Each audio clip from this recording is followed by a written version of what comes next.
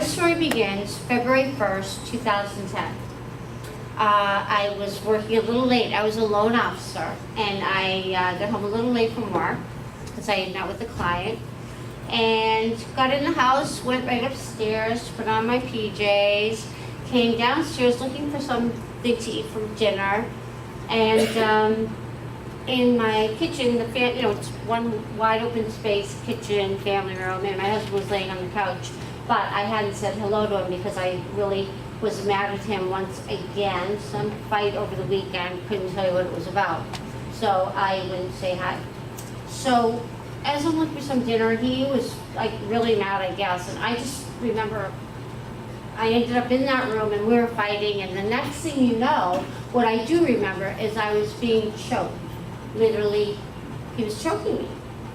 And then suddenly he let go, and I believe he said, I know what I'm gonna do. But I called 911, needless to say, it was my automatic reaction. But then I automatically hung up because he was a hunter. And I knew him, I met my husband when I was 19. He hunted, so it didn't faze me. We had guns in the house, no biggie. And, but I knew to hang up when I dialed 911 because if the police came, then, we'd use his guns and then it would make matters worse. So anyway, I hung up the phone. I knew I had to get out of there. And unexpectedly, in walks my beautiful daughter, Olivia.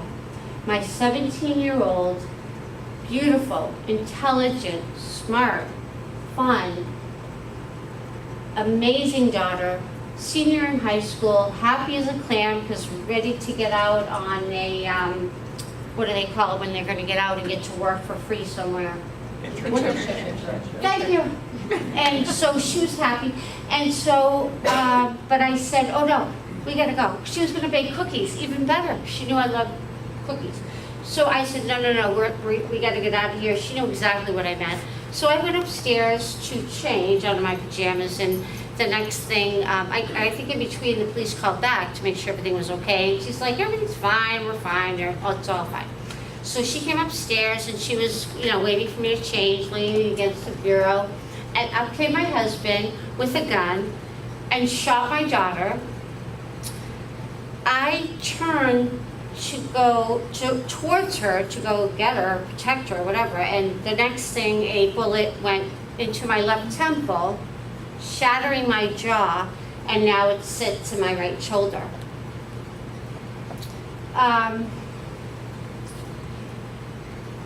From there, I remember the police and the ambulance and, all those people came, and I kept trying to go towards her, and they wouldn't let me, but they did ask, what happened, and, I guess if I didn't make it, they need to know. And I was flown to the hospital, and here I am. And that happened 7 years ago. I lost my child, and so life goes on. And so my goal in life now is to speak to whomever will listen to me. And I mean that. And my goal is to speak to kids. At the younger age, the better. So I want to ask everyone to think about their day, to think about this morning when you woke up, to think about what happened. Did you go to the gym? Did you get a cup of coffee with your friends? Did you spend the morning on the couch binging Netflix just because you could? Think about it for a minute. You guys had a choice this morning, and you probably had a great Saturday afternoon.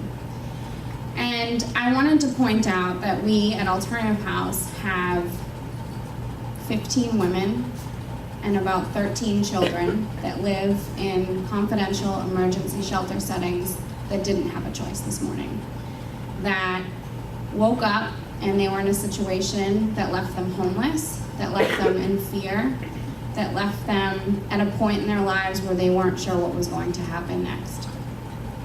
Victims of domestic violence do not have a choice. They live in fear, they lose a sense of themselves, they do not know how to escape. Some lose their lives, some lose their children.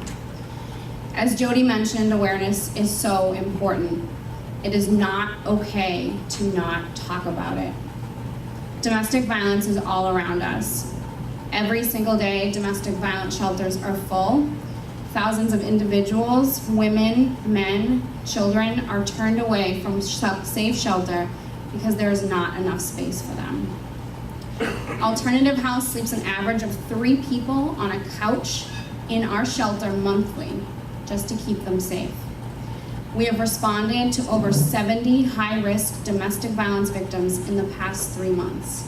These are victims that have been screened as a potential victim for lethality or serious injury.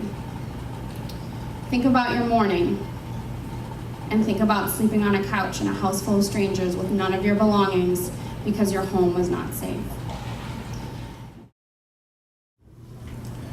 And every 2 minutes, somewhere in the United States, a man rapes a woman, chooses a woman that he knows, and every second of every day, men subject women to the daily indignities of sexual harassment, of paying women less, of objectification. And Maria talked about the state-specific statistics for women, children, and men in Massachusetts. But most men don't rape, and most of us don't abuse. So where are the voices of these men? Those of us who don't rape, those of us who don't abuse, because we should be outraged, right? Voices of men should be raised against violence against women. Voices of men should be raised in support of the women who spend every day working to end violence against women. But most times, voices of men, we stay quiet when it comes to challenging what is mostly our own gender's violence. So my name is Ben Atherton Zeman. Thank you so much for that introduction, and thank you so much to the previous speakers. I have a bit of a longer intro, but to cut down on time so that we can end on time, I'm going to just say that this play, Voices of Men, looks at what might happen if some of those voices of men were in fact raised a little more than they are. And it does use humor and some celebrity impressions to talk about this topic that you've heard about already. This topic that is not funny. This topic of men's violence against women. How can you dump this? How can you break up with the Italian stallion like that? And she says, it's because you didn't listen. I says, yo, Adrian, hey. I says, of course I listened. I listened to you. She says, no, you didn't listen. You didn't respect me. She says, you didn't even listen when I said no to you. I says, yo, Adrian, you mean on our first date? She says, yeah, on our first date. She says, honey, on our first date, you didn't really say no. And she says, how would you even know? I say, because I know when someone's saying no. And she says, well, why don't you tell me then all the different ways that someone can say no? Thank you, appreciate it. And she says, well, there's just one way. I mean, I says there's just one way. You say no, you're done, that's it, right? And she says, yeah, well, what if somebody's laughing when they say no? You know, like it's a no, but it's more like a, no. You know, like that. Do you still take that seriously? I says, yeah. You know, you take that seriously because you know why? Sometimes people laugh when they're nervous. Why do victims stay? Why don't they just leave? Why do they go back? I said, why? He said, well, that blames the victim, doesn't it? He said, we shouldn't be asking why do victims stay. He said, we should be asking why is he abusing her? He said, we should be asking what can we do as a community to hold him accountable to his violence and create safety for her should she choose to leave. Because victims leave every day, he said. Oh, look at you all. You look absolutely, positively smashing tonight, babies. Yeah, babies. So there I was, dancing in one of these swanky clubs you got right over in Chelmsford. Oh, you've been there, have you? Yeah, I thought you looked familiar, right? I was looking around to see who was there in the club. And up at the front of the club, I saw Bean, the most gorgeous, sexy woman you've ever laid eyes on. So I danced my way towards her, and then our eyes met. I thought there was, you know, a little bit of chemistry, right? So we danced together for a few songs, and in between songs, she leans over and she says, hey, my name is Cindy. That's a lovely outfit, and you've got some nice moves.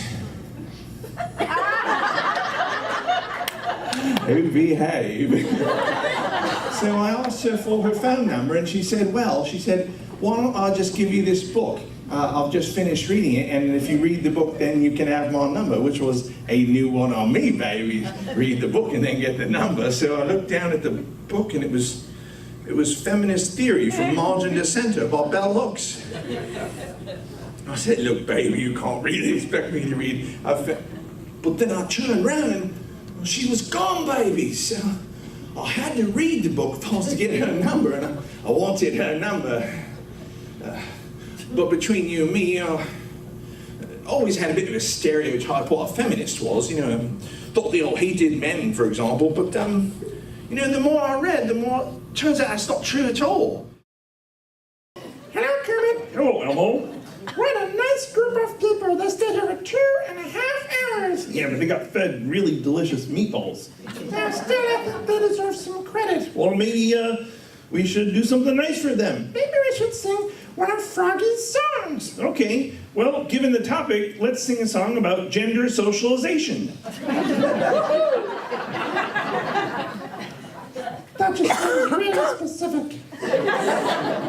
Yeah, but do you remember when you were in a toy store? Sure, Emma remembers being up on a shelf. Do you remember how the toy store was laid out? Yes, there was a pink section for girls and a blue section for boys. Seems strange and arbitrary to Elmo.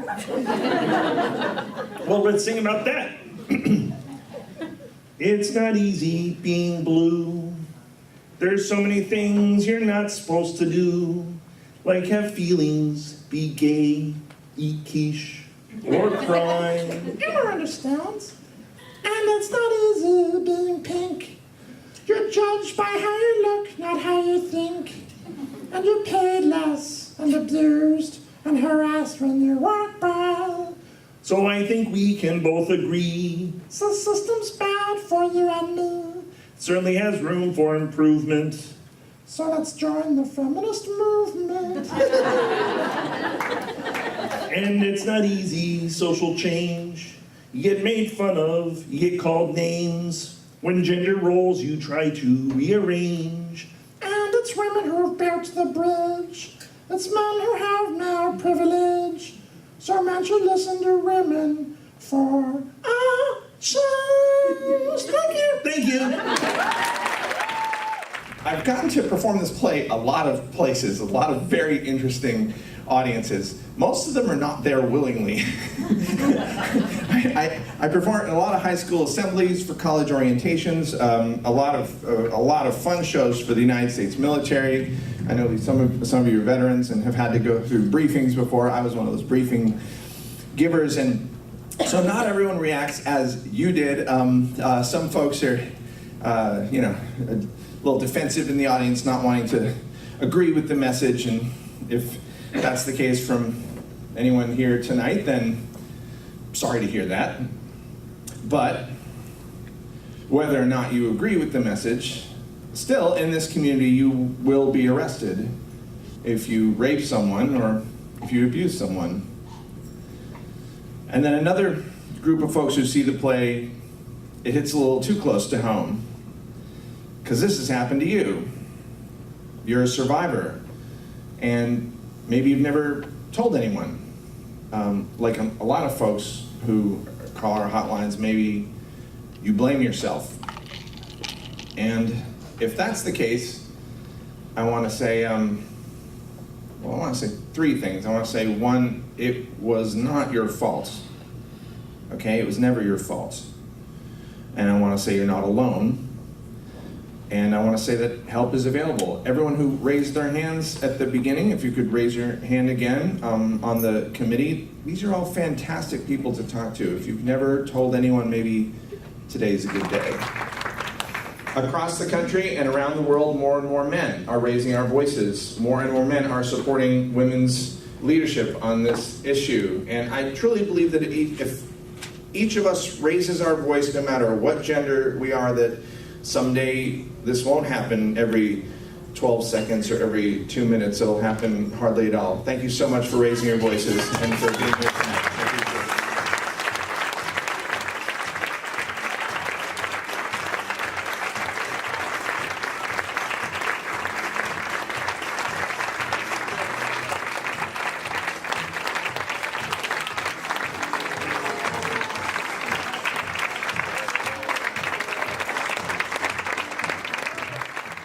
So if you're gonna